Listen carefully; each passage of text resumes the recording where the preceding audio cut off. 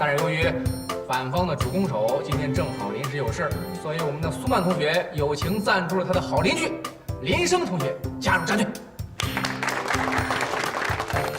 据悉啊，我们的林生同学现在正在热烈的追求我们的独身辩手苏曼同学啊。今天的比赛可谓是扑朔迷离。哎，我宣布一下啊，今天的获胜方将获得由我赞助的入的射击馆双人年卡1张，以可爱为枪，以8倍镜定情，射中哥哥的心脏。当苏曼的枪可不叫可爱哦。你懂什么？那是因为你不是那队的人啊！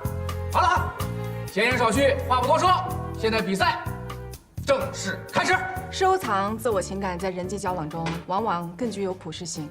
富兰克林的人际交往法则说，当你在与别人接触的时候，畅所欲言往往有条件限制。与其饥不择食的畅所欲言，不如收藏自己的情感世界。对方辩手，请注意辩题的完整性，到底是。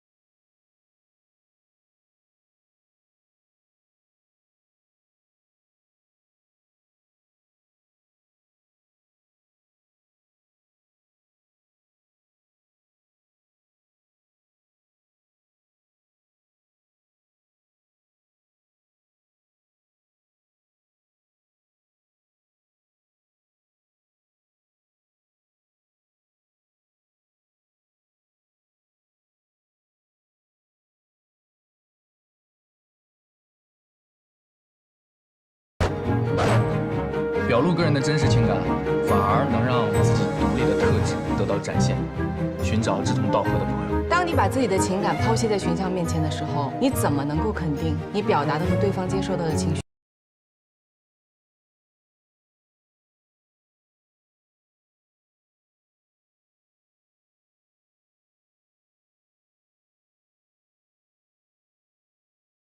到了地球，在地球上，他遇到了许许多多奇奇怪怪的人。有的人告诉他什么是爱，有的人告诉他什么是欣赏，有的人告诉他什么是欺骗。在这一段旅途中，小王子通过相处，学会了分辨哪些人可以作为朋友，哪些人又是不为自己所用的。所以，只有在最开始的时候，适当的表露自己的情感，才能在社会上找到适合自己的社会地位。即便是独居的小王子，都需要爱，需要归属，更何况群居的我们呢？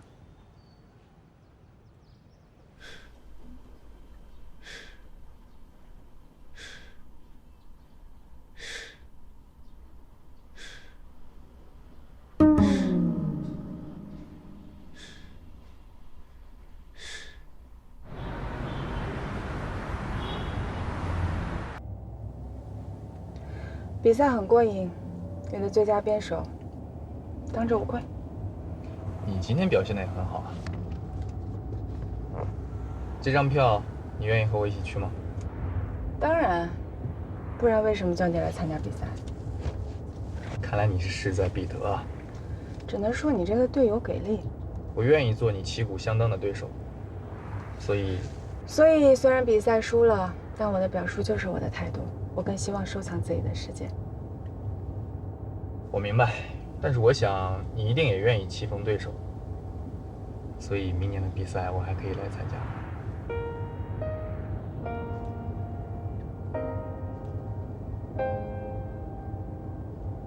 你没有拒绝，我就当你是默认喽。原来你是小王子的实际读者，只是符合情境的一番阐述而已。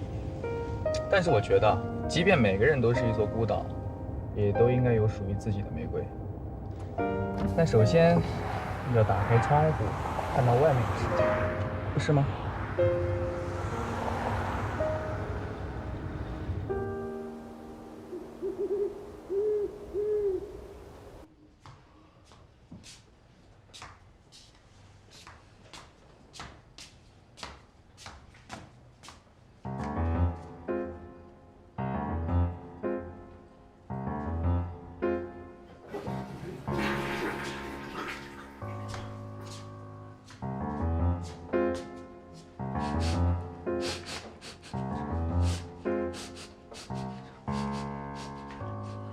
哪里传来数字障碍者的气息？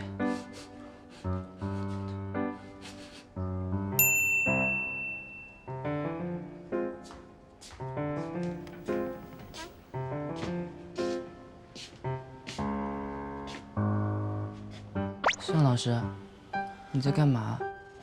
睡着了吗？你在弄计划书？哎，计划书呢？计划书？你，向老师？啊，不好，我有梦游了。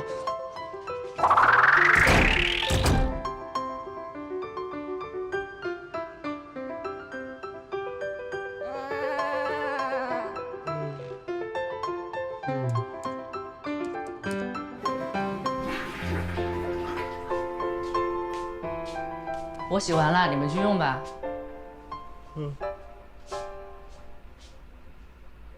你先吧。你先。再要去学校也没什么用，并没有学生期待我。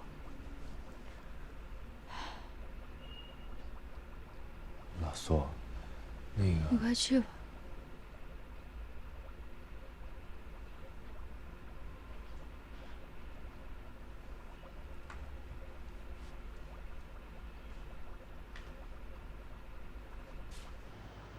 换老师，换谁呀？我们全班一致认为他不再适合做我们班的老师。好，这节课我们就上到这儿，大家下课。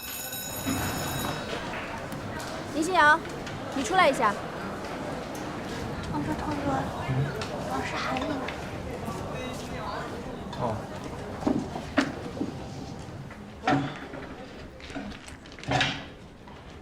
方老师，林心瑶，你有没有考虑换到7班来呀？7班是目前全年级乃至全市都是最好的班级，以你的成绩，就算换到7班也是能名列前茅的。谢谢老师关心，我在8班待的挺好。话不是这么说，8班虽然氛围很轻松，但是真的不适合你这样的优秀生成长。你明白老师说的意思吗？要知道，别的班的同学成绩稍微稳定一点，就削尖了脑袋想往7班转呀。不用了，老师。我要回去做课前准备了。老师再见。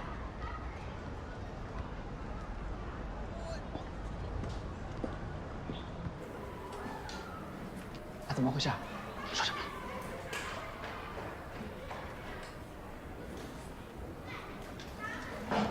是不是大家都在劝你换班啊？怎么说又这事儿？是觉得我们拖你后腿了吗？不是我觉得，是他们觉得。凭什么呀？就因为我们分数低就可以看不起我们吗？对呀，因为我们的存在会拉低学校的平均分，我们被有色眼镜看待也不是1天2天了。你们又不是不知道，人世间的煊赫光荣，往往产生在罪恶之中。为了身外的浮名，牺牲自己的良心，这也太帅了吧！最大的无聊就是为了无聊费尽辛劳。我也会想嫁一个像索隆一样的男人。我也是。喂，你们这几个花痴，能不能别一直嘤嘤嘤的，安静一点？我们在读书呢。说谁花痴呢？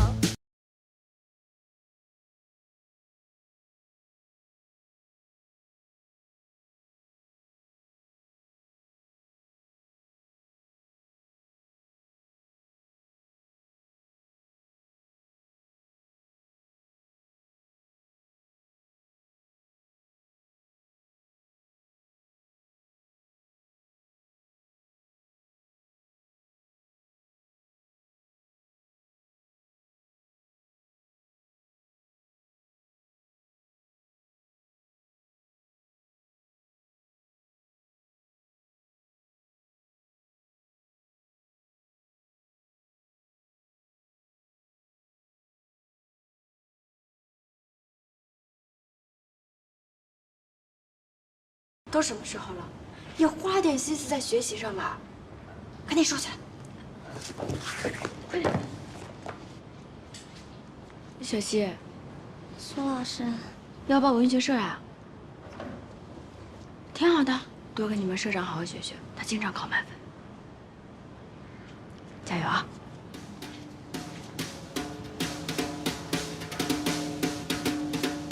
欢迎加入文学社。我觉得还是不用了吧。这种都是常规操作，我都快习惯了。你可太没骨气了，这怎么能习惯啊？哎，昨天我在走廊上好像也被人说了，以为在我身后嚼舌根，我听不到。错，他知道你听得到，所以才在你背后说的。说什么我们8班是个闹剧，给学校创收的，对吧？你怎么知道？你也听说了？我们是同一条船上的蚂蚱，好吗？你们知道昨天苏琪跟尹新瑶说什么吗？连他都觉得尹新瑶在8班是没有前途的，更何况其他老师。亏我以前觉得他和其他老师不一样，原来是一不小心说出了真心话。他跟其他老师就是一样的吧？潜意识里觉得我们班都是差生，要不然怎么会天天劝我们把心思放在学习上呢？高一本周值日的是苏琪老师，今天让各个班长过来，就是开个小会，我们分配一下值日的事情。值日周内，大家不仅要记录好学生迟到早退的名单，还有就是打扫好楼道卫生。这值日表我做好了，你们发下去看一下。主任，这不公平，为什么我们8班要值2次班？他们所有班都只有1次啊？让什么呀？还不是因为你们不用学习。你当然应该是你们值2次。苏老师，贝贝，反正都是值日嘛，值1次2次都没关系的。苏老师，你也觉得我们8班应该值2次班吗？那我们抓阄决定吧，抓到哪个班就是哪个班。同意。同意。所以我们要打扫2次楼道卫生。根源在于你的垃圾手机。闭嘴！你确定你不想转班对吧？我是艺术生，我在艺术班学习那是天经地义的，为什么要转？好，既然苏老师打心底里看不起我们，觉得在8班就是一件没有前途的事情，而你又明确不想转班，那我们就向校长提出，让苏老师换班，也好成全他的眼不见心不烦。他假如只是我们班的普通任课老师也就算了，但他还是我们班的联合班主任。我不想让一个打心底里看不起我们的老师做我们的班主任。我同意。同意。同意。我们全班一致认为，苏老师不再适合我们班的教学工作。据我所知，苏老师是一位很负责任的老师啊。是，但是苏老师眼里只有成绩，他从本质上就否认了我们，又怎么能够教导我们呢？您知道我们班的成绩基础比其他班要差，但是一双手10根指头它都有长短，您能说短的指头没有它的用处吗？我们班同学分数是不够优秀，但是每一个都积极向上，有自己的努力目标。这样的我们被其他班的同学排斥看不起也就算了，但是苏老师不行。您知道，苏老师他不仅仅是我们班的英语任课老师，他还是我们班的联合班主任。他应该是最了解我们的人，却最轻易地否认了我们。所以我们全班一致要求换掉苏老师。啊，你反映的问题我都知道了，学校会认真考虑的。那这样吧，你先回去上课，啊，去吧。谢谢校长。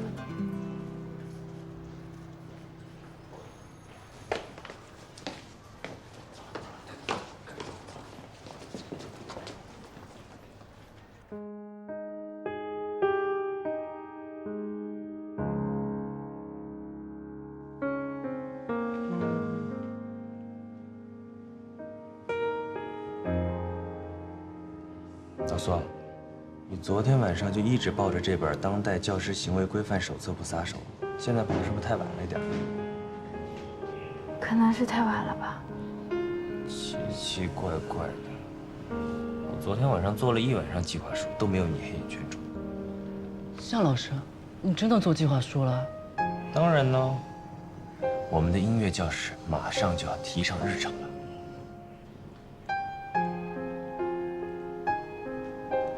我的梦成真了吗？哎，苏老师、向老师，你们都在啊？刚好校长有请。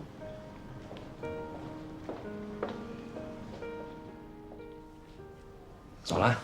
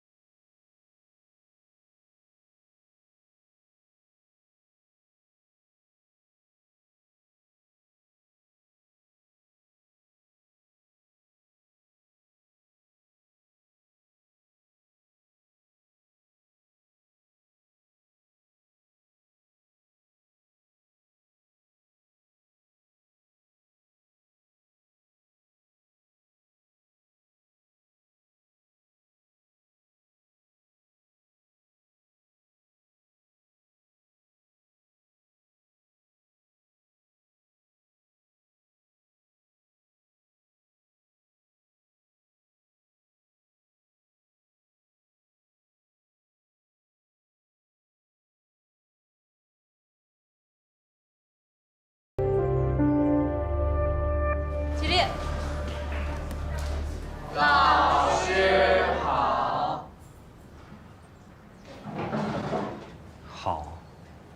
好什么好啊？这么好的话，你们为什么要弹劾我们？你们该不会下一个想弹劾的人是我吧？我求求你们，在弹劾我之前，麻烦告诉我一声，我好有个心理准备。向老师，不是这样的，苏老师他……啊，对，苏老师，你们等一下，那我们应该请当事人到现场，我们好好聊一聊。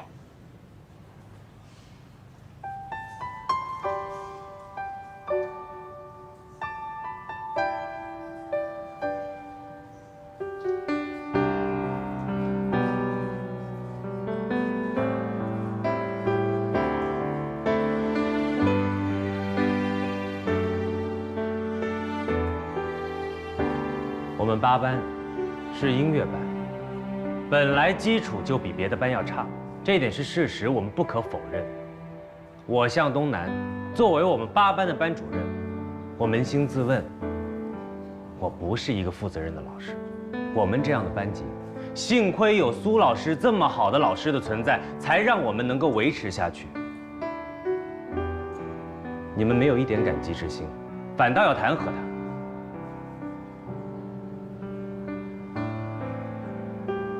你们觉得苏老师在否定你们，看不起你们是吗？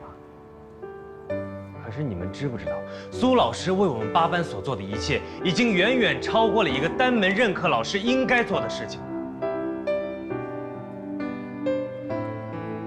你们觉得苏老师教条主义，上课乏味，可是你们知不知道，苏老师为了我们班级，单独要为我们备课，每次深夜的时候还在琢磨。怎么让我们班的学生听得有兴趣？怎么让你们听得进去？你们觉得苏老师古板、传统？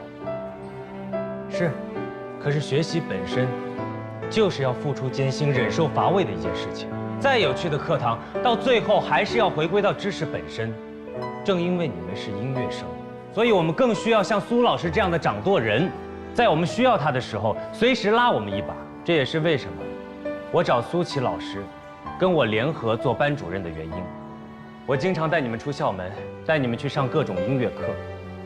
我不是一个细致的人，我常常忽略很多的细节，都是因为苏琪老师在背后为你们提心吊胆，帮我们收尾的。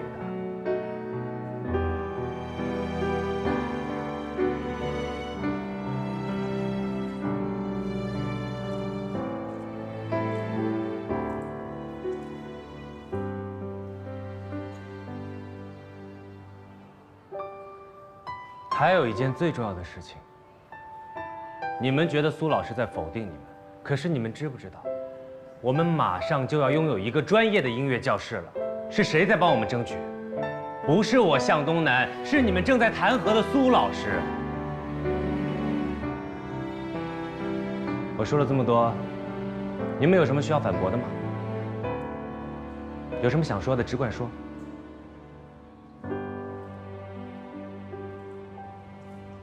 没有什么。没有的话，你们为什么要弹劾一个对你们这么好的老师？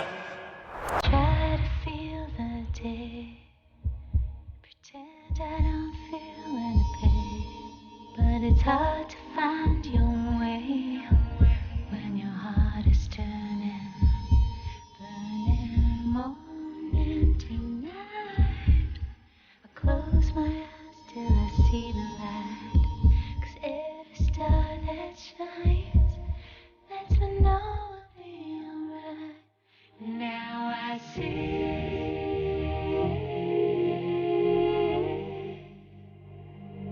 Now I see.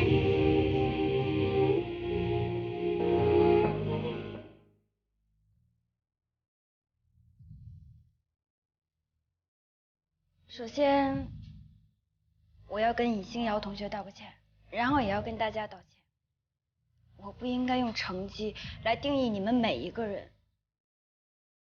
如果你们真的觉得我不适合的话，我会主动跟教务处提出调整的。 苏老师，这件事的起因在于学校让我换班。苏老师，我当时的心情和您现在一样。就知道是你这种。我在8班待得好好的，忽然有人站出来指唤我去哪儿去哪儿，我就不能反抗一下？成绩、排名。 这些东西定义了我们作为学生的能力和水平，但也标签化了我们学校、老师、家长，乃至我们身边的一些同龄人，看到了成绩，却看不到我们作为艺术生所要去追逐的方向。一些隐藏在表面之下的东西，是需要有人去正视的。就像我们，应当去正视您的付出。苏老师，一切都因我而起，请您不要怪其他同学。 也希望您能原谅我。最后，请您帮我和教务处主任申请，让我留在8班。对不起，老师。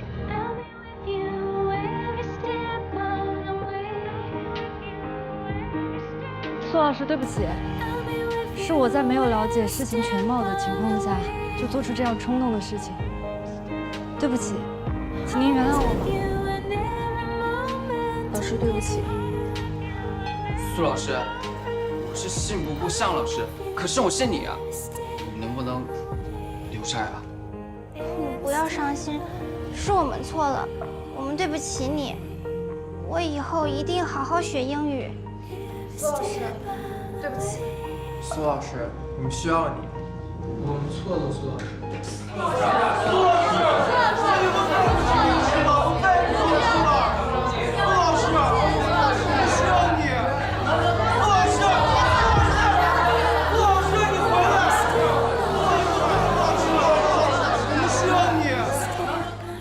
想要留在8班，必须答应我几个要求。只要我能做到。好。第一，以后考试都要全力以赴，否则我会以该生成绩作假为名把你赶出8班。第二，考试成绩不能退步，不然我会以该生环境不适配为名把你赶出8班。第三，有任何问题都要第一时间跟班主任沟通，否则我会以该生过分顽劣为名把你赶出8班。 鉴于之前的错误已经造成了，学校现在需要你书写3000字的检讨，你能接受吗？我接受。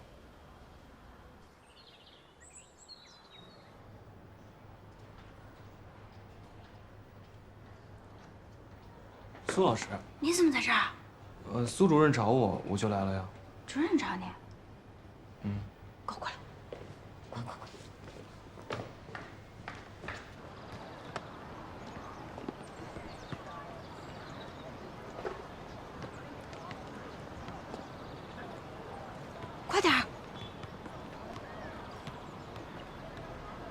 坐。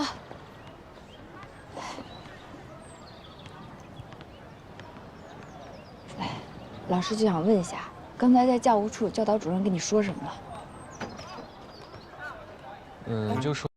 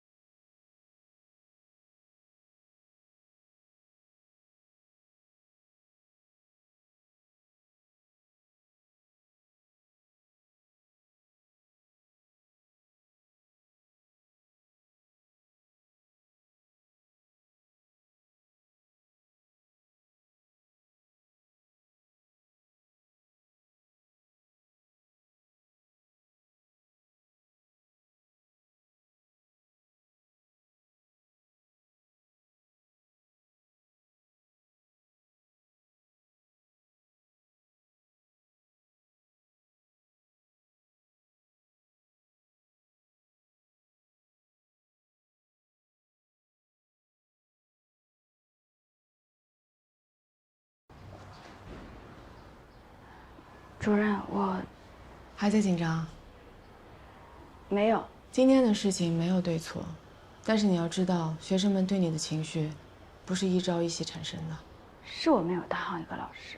学生们对你的怀疑，对你的认可，都是你教学生涯很重要的财富。回去写份报告给我。啊。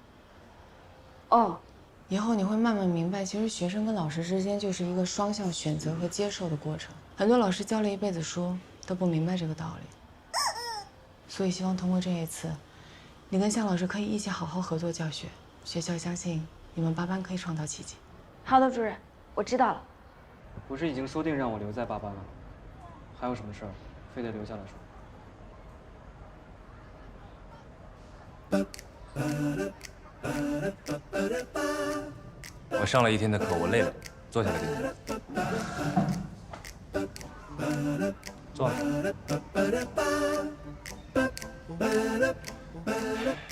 你是真的喜欢音乐吗？当然。确定、一定以及肯定？我像你这么大的时候也是这么想的。所以呢？你到底想说什么？做音乐是一件长久的事情，如果想要成功的话，必须倾听你自己内心的声音。而且这件事情，成功和失败之间并没有确定的衡量标准。明白我的意思吗？真是难为你说这些话了。做了不少功课吧？你觉得你能想到的东西，我想不到吗？所以呢？我帮你说吧。做音乐要习惯孤独，要遵从自我，要知道自己想要什么，然后从这条线上去听从内心执着追求。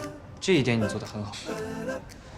至于成功，我觉得你之前的位置未必是成功，现在的位置也未必就是失败，因为你始终知道自己想要什么，你从来没有放弃。也许你的内心会有慌乱，但是从来没有动摇。同理可证，我热爱音乐，无论我在哪个班级，我知道自己想要什么，我也不会放弃。你懂我的意思吗？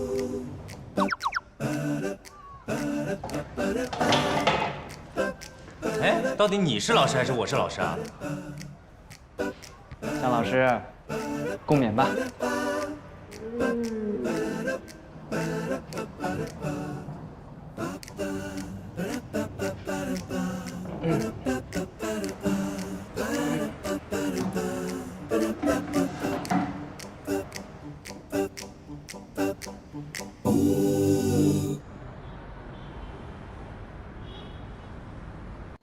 艾生，你到家了吗？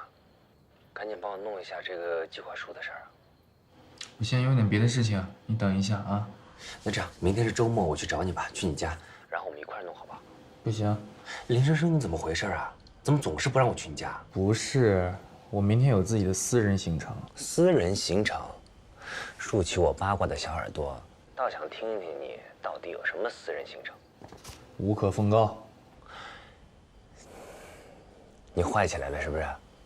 啊，我不再是你的唯一了是不是？我改天就要去你家看看，到底你背着我干了什么坏事儿？难道你不会？喂，说好了无所不能的助理的呢？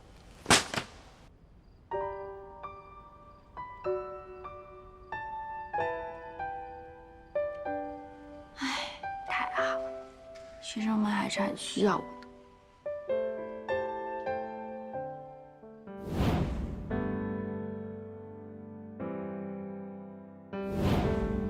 这个向东南平时看上去总是咋咋呼呼的，认真起来还是挺靠谱的嘛。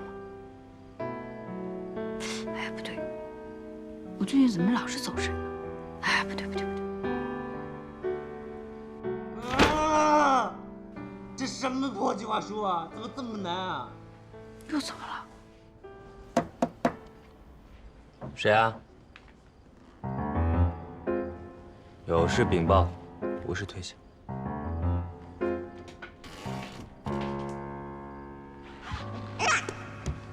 干嘛？我就想跟你说，今天谢谢你啊。小事一桩。你今天在教室里说的那番话啊，那番话，我就是突然间灵机一动，灵光。说人话。这么凶干嘛？我今天说的那段话不感人吗？你就没有一点点感动吗？还这么凶？我这不是来道谢了吗？道谢？礼物呢？两手空空来道谢的？哎，算了，你的谢意我收到了，回去吧。哦。一句好话都没有，道谢。其实我在想啊。想什么？说吧，有什么想不明白的，向老师帮你答疑解惑。或许你说的对，这件事情是我太想当然了，没有站在学生的角度考虑。错，你确实是站在学生的角度去考虑的，只是我们考虑的方向和你考虑的方向不一样。你们只在乎成绩，就是他们所谓的那种佼佼者吧。而我们真的喜欢做一件事的人，衡量的标准从来都不是只有成绩的。反正谢谢你，真心的。知道了。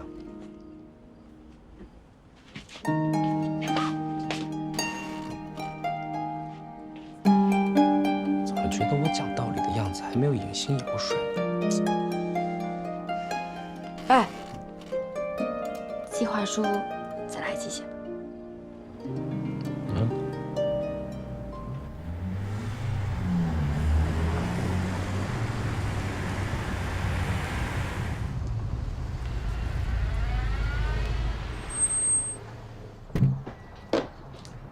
小姑娘，小姑娘，小姑娘，哎，小姑娘，这是我的停车位，麻烦你把你的车挪开一下。啊，阿姨，这个是公共停车场，而且啊，这个车位是我先来的，怎么就成您的了？我刚才正在倒车，你看车尾巴都已经摆进来了。你不信你去查监控去啊！你不能因为你的车速快你就抢我的车位呀！阿姨，我真的没有抢您的车位啊！而且您看那儿不都空着呢吗？你有跟我在这掰扯功夫啊，车早就停好了。阿姨真的不是跟你计较啊，这个车位真的是我先到的哦，你抢了别人的车位，你还不承认？阿姨，我真的没有抢您的车位，而且你再不快点停，那边车位也要没有了。哎，小姑娘，那个车位有点困难，你帮我停一下。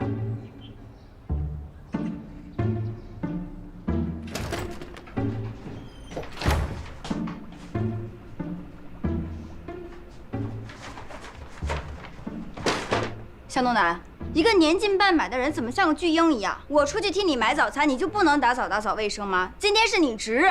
今天是周末，大姐，你能不能有点人权啊？我早上一大早被你的闹钟吵醒了，现在想睡个回笼觉不行啊？昨天晚上看你的态度，以为有2天好日子过呢，是我太天真了。我哪天没让你过好日子？今天早餐还是我替你买的呢。哎，怎么了？你不会对我有什么非分之想吧？我对你有非分之想，我看你是异想天开。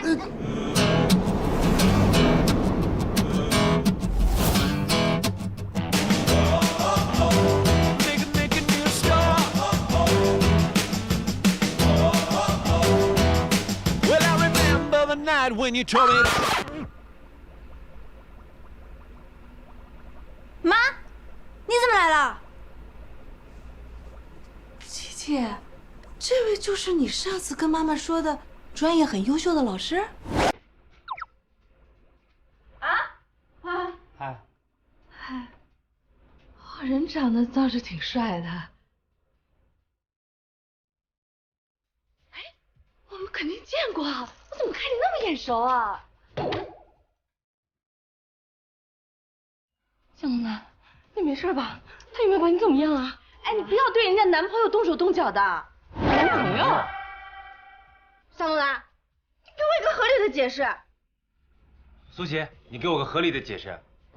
小姑娘，你哪儿跑来的，横插一脚？我女儿和她的事关你什么事儿啊？她的事儿就是我的事儿，这是我和他，他和他的事儿，又关你什么事儿？哎，她是我女儿，她的事当然就是我的事儿了。琪琪，你们仨人到底是什么关系？你看你说清楚，别磕磕巴巴的，难怪你妈会误会。我又不认识你，我说什么呀？那这位是你的男朋友对吧？不是，我们是室友关系。妈，你想什么呢？你们刚刚，哎呀，一不小心的。向东南，你干什么去？事情还没有说清楚，你该。妈，你听我给你解释。别解释。你听我给你解释。你别说了。妈。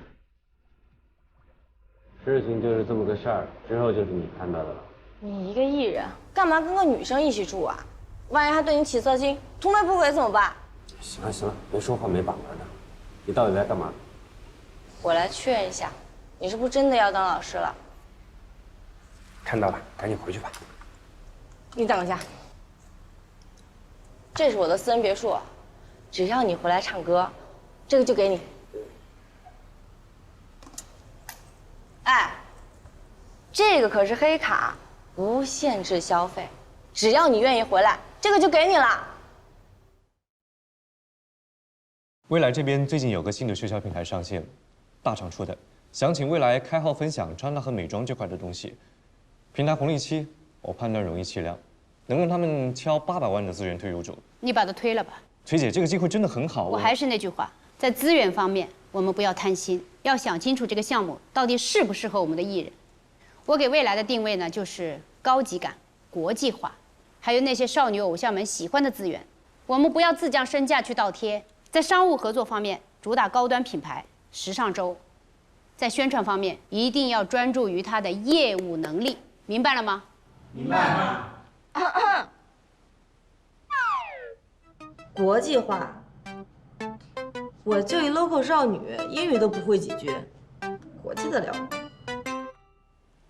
不会你就去学，你不会一直想当个花瓶吧？